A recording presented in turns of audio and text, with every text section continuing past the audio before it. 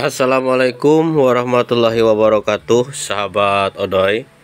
Pada perjumpaan kali ini kita akan mengulas tentang sejarah asal muasal desa Lemah Tamba.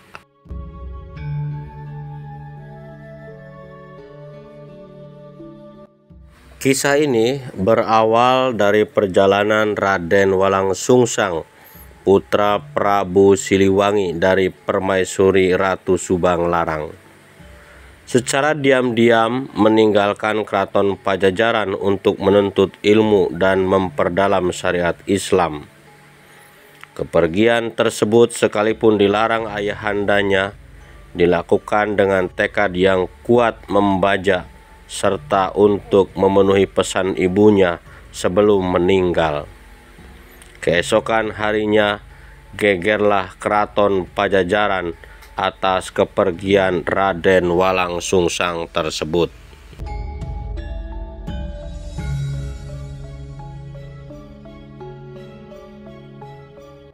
Perjalanan Raden Walang Sungsang menuju ke arah timur dan sampailah di kaki Gunung Berapi. Di tempat ini ia berguru kepada Sang Danuwarsi.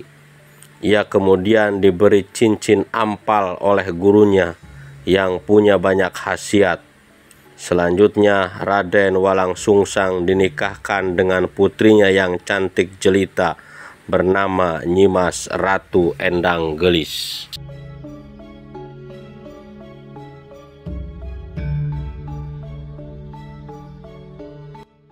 Di keraton Pajajaran, Nyimas Rara Santang, adik Raden Walang Sungsang, pun pergi meninggalkan keraton menyusul kakaknya.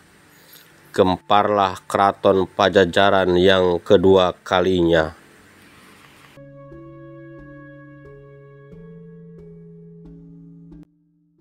Setelah menempuh perjalanan jauh dan melelahkan, akhirnya Nyimas Rara Santang dapat bertemu dengan kakaknya beserta istrinya di kaki Gunung Merapi.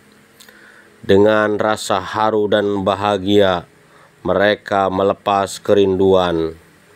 Nyimas Rara Santang menceritakan suka duka dalam perjalanan, antara lain bertemu dengan Nyai Endang Sukati di Gunung Tangkuban Perahu yang memberinya sepasang baju sang dewa mulia. Dan ketika sampai di Gunung Liwung, bertemu dengan Ki Ajar Sakti yang memberi petunjuk agar ia menuju jalan kaki ke Gunung Ciremai.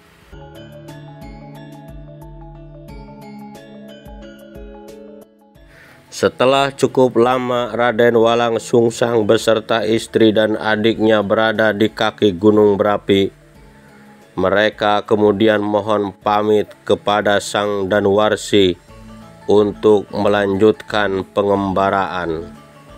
Oleh Sang Danuwarsi mereka diberi petunjuk agar menuju Gunung Ciangkup. Di Gunung Ciangkup, Raden Walang Sungsang bertemu dengan Sang Hyang Nanggo yang memberi pusaka golok cabang. Raden Walang Sungsang melanjutkan perjalanan menuju Gunung Kumbang. Di tempat ini bertemu dengan Sang Hyang Naga dan memberikan 3 buah pusaka, yaitu peci waring, khasiatnya bila dipakai tidak bisa terlihat. Yang kedua, batok bolu, dapat mengatur makhluk halus. Dan yang ketiga, umbul waring, agar selamat dari fitnah dan musuh. Sang Hyang Naga memberi petunjuk agar Raden Walang Sungsang menuju Gunung Cangak, menemui Ratu Bangau. Kemudian Ratu Bangau memberi pusaka piring panjang, pendil, dan bareng. Dan nasihatnya apabila ingin berguru ilmu syariat sejati atau syariat Islam, hendaklah datang ke Syekh Datul Kahfi atau Syekh Nurjati di perguruan Amparan Jati.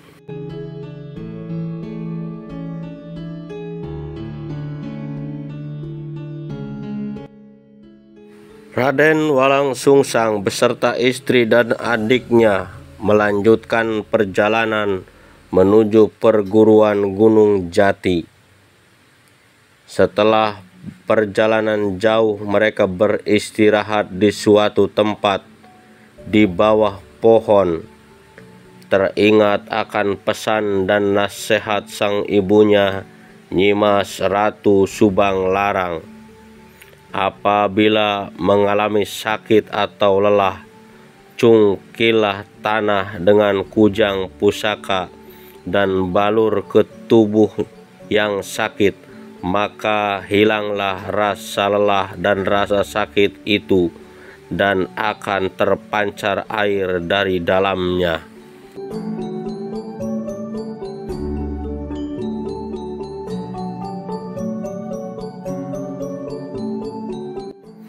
Tempat keluarnya mata air itu kemudian menjadi sebuah sumur yang sekarang dikenal dengan sebutan Sumur Karomat, sedangkan daerah sekitar itu dikenal dengan nama Pademangan Cikujang.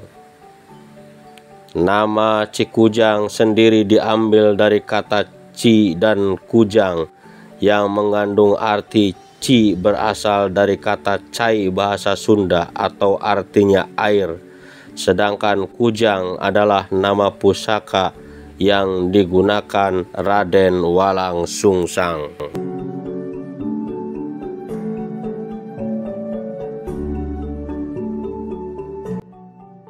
Dan Pademangan Cikujang selanjutnya diganti dengan nama Lemah Tamba. Lemah dalam bahasa Jawa berarti tanah, tamba dalam bahasa Jawa berarti obat.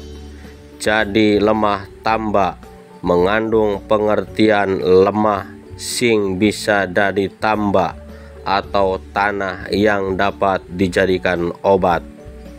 Nama ini diambil dari kejadian ketika Raden Walang Sungsang mengobati rasa sakit dan letihnya. Ia mencungkil tanah dengan kujang pusakanya, yang kemudian tanah itu dibalurkan sehingga sembuhlah rasa sakit dan letihnya.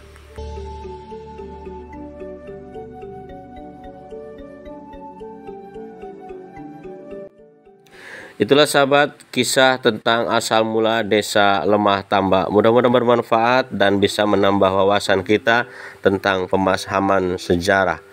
Ya sahabat, apabila terdapat perbedaan baik dari alur cerita atau kisah, apabila sahabat punya cerita lain tentang desa Lemah Tamba, silahkan untuk melengkapi kekurangan Kang Odoy, cantumkan saja saran dan kritiknya. Tentunya mudah-mudahan dengan saran kritik yang membangun dapat mengembangkan channel Kang Odoy.